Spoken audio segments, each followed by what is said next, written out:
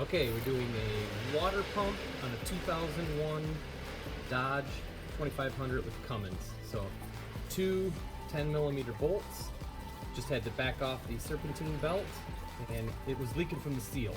So the O-ring wasn't leaking, but the seal on the shaft was. Alright, this is the new one. Comes with a pulley already on.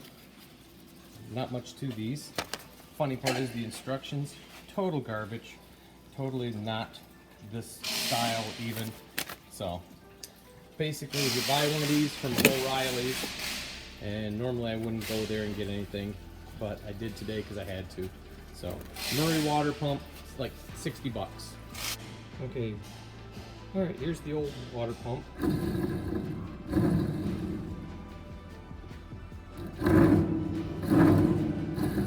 So I would have to say that that is one of the easier water pumps that I've ever had to change.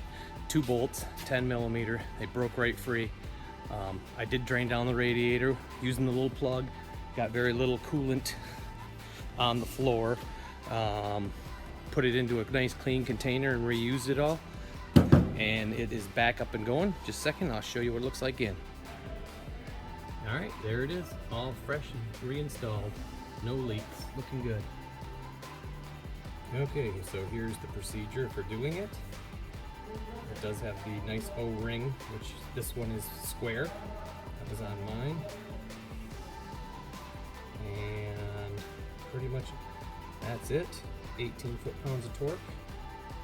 And everything's back together and refilled.